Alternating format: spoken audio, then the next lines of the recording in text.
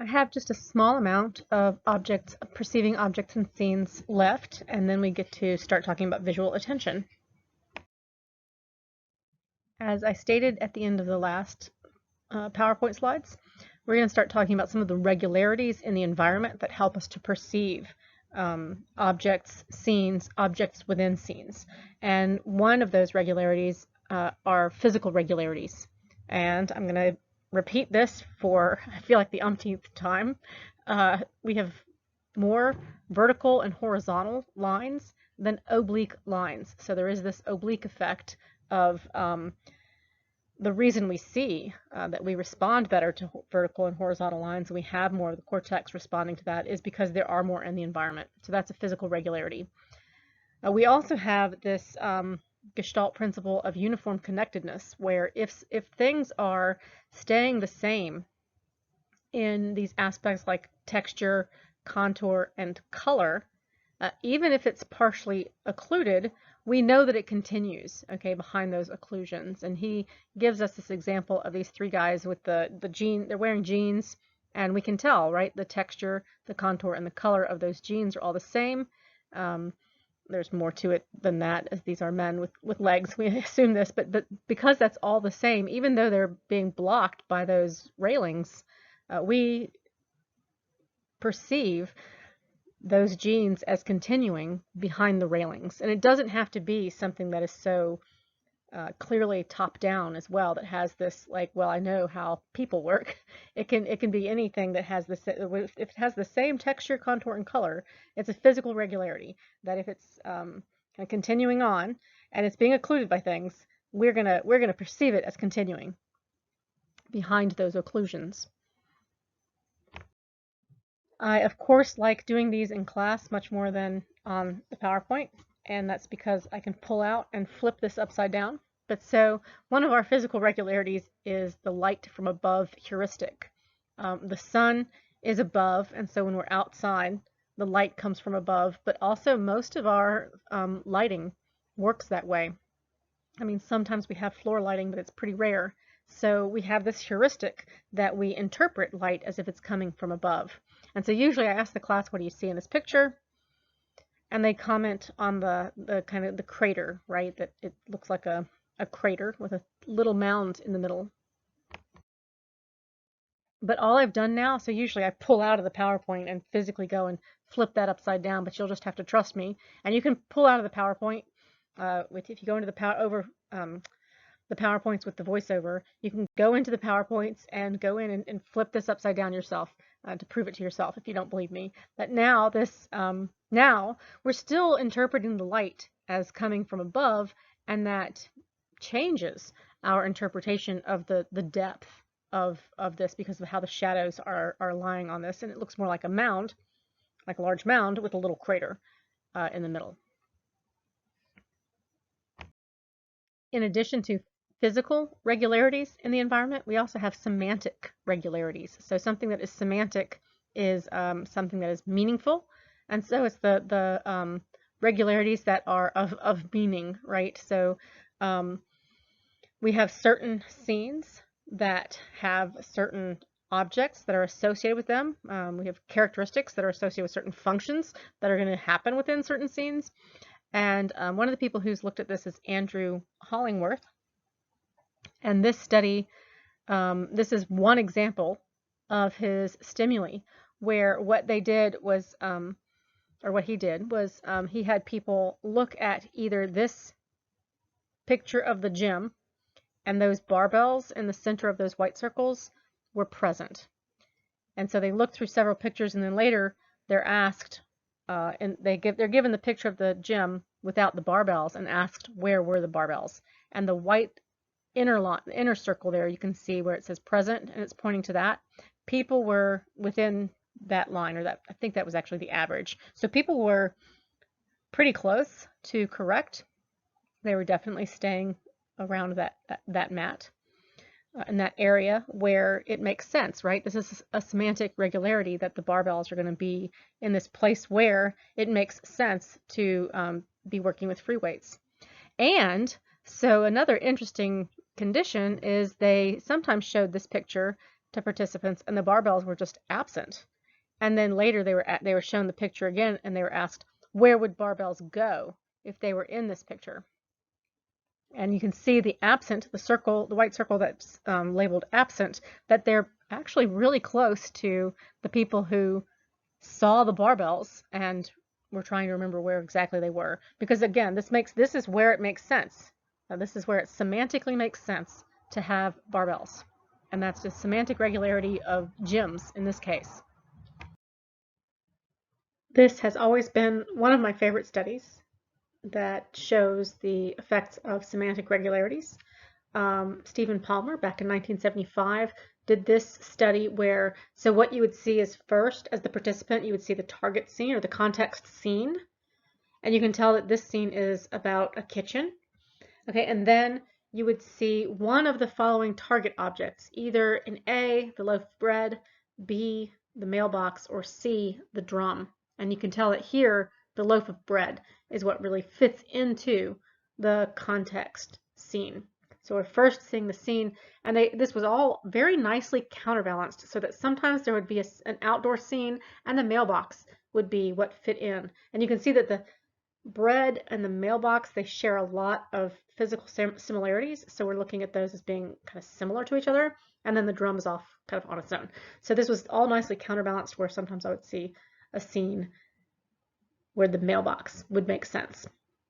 So I see the scene, and then I did not go look this up, but it's something like 50 milliseconds, this really quick flash up there, you would see if participants saw the bread, they were 80% correct in saying that's bread and being able to name that.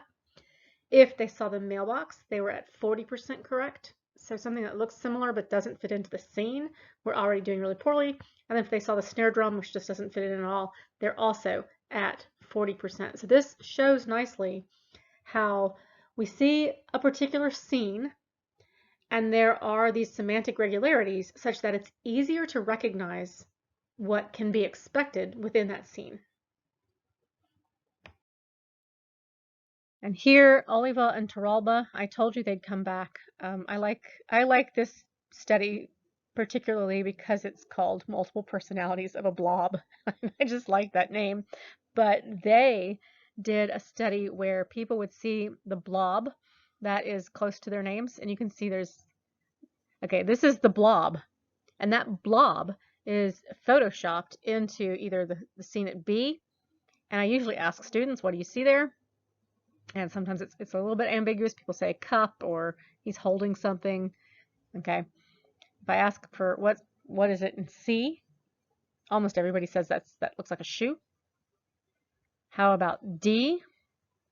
I get sometimes the car on the left and the person, maybe a shadow of a person maybe on the right. Again, maybe a little ambiguous.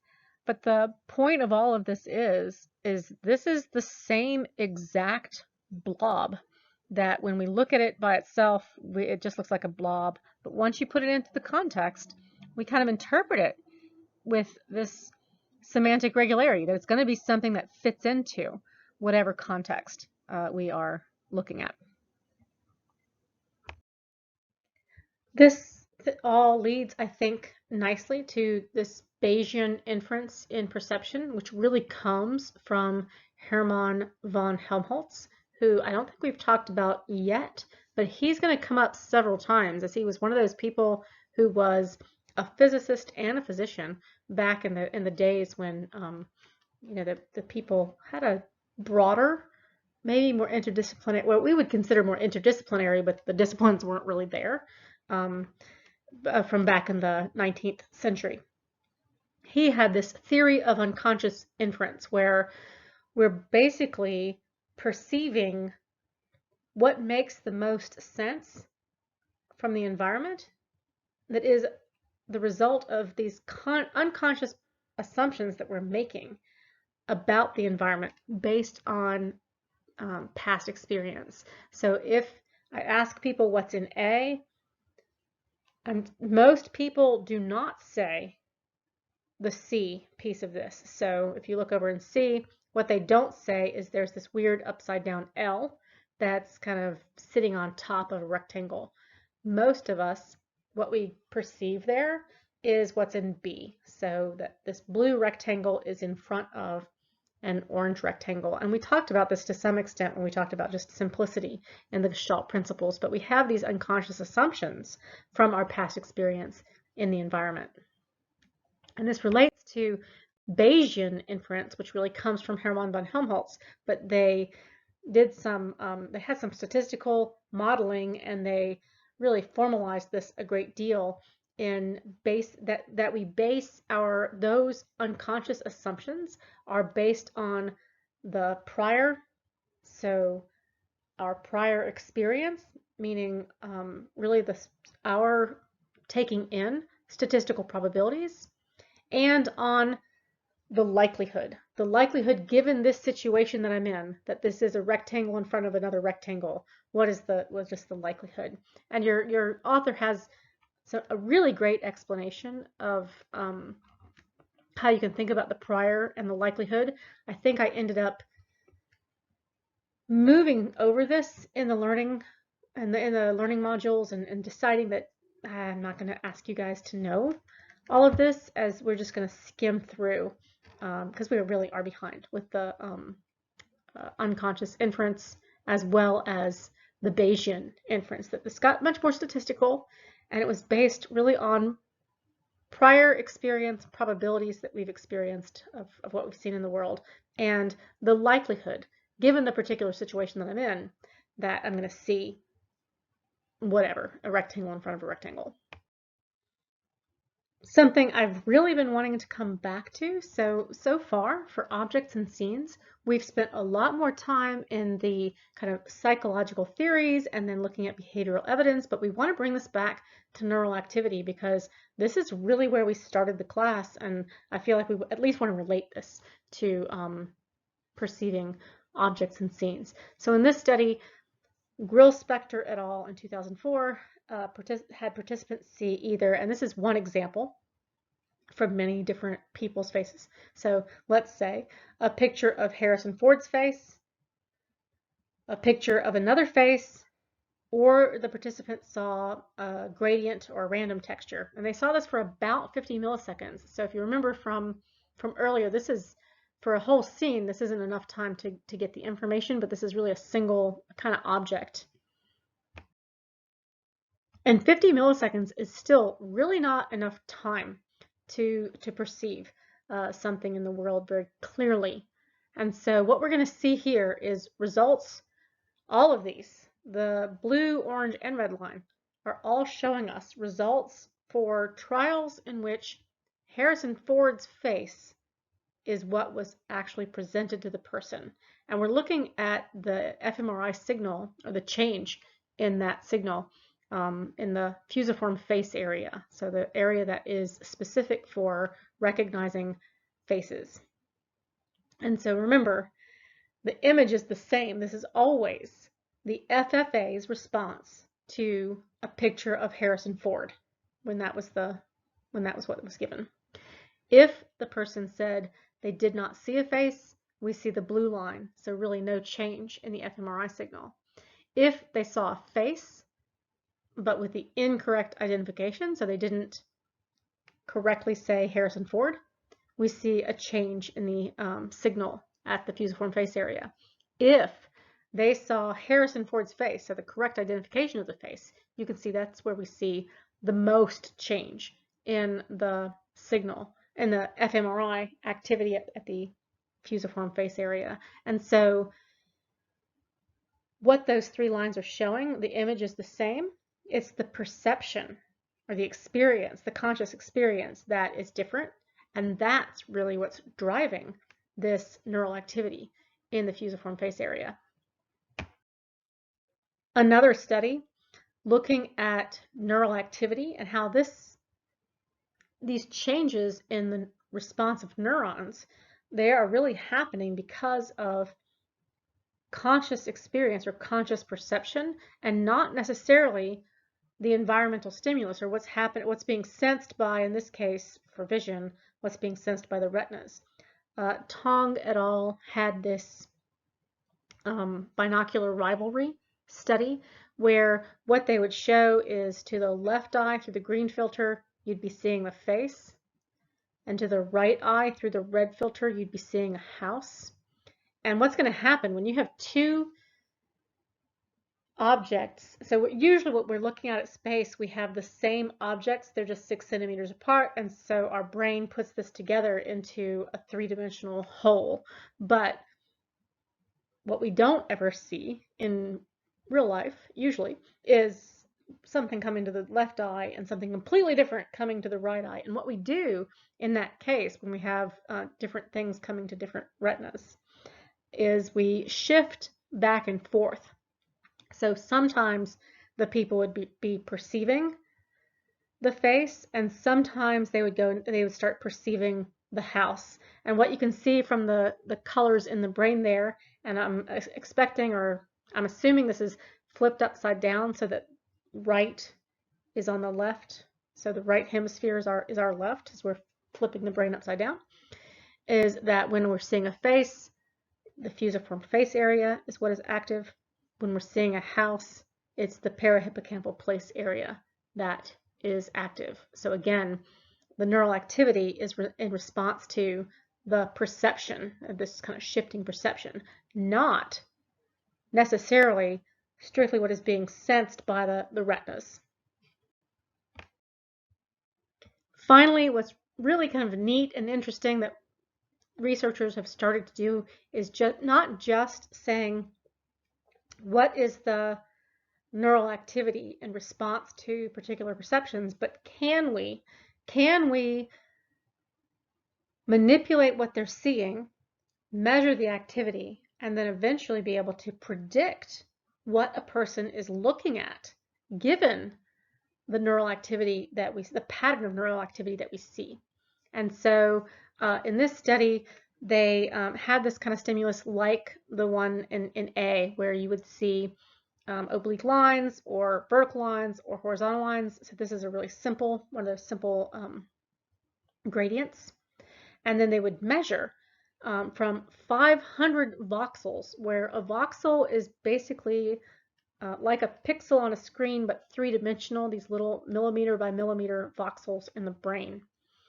And they would do this for long enough, showing you the pictures that they knew what you were looking at, measuring the activity from the brain from 500 voxels in the visual cortex in this example. And then they could go in and show you a new picture, a novel picture that the researchers themselves, it could be random and the researchers wouldn't know what you were looking at, and they could make predictions about what the participants were looking at based on brain activity. So if the stimulus was horizontal lines, they would make this prediction of horizontal lines. If this is being shown in B, if the picture was oblique, they would make a prediction of oblique lines.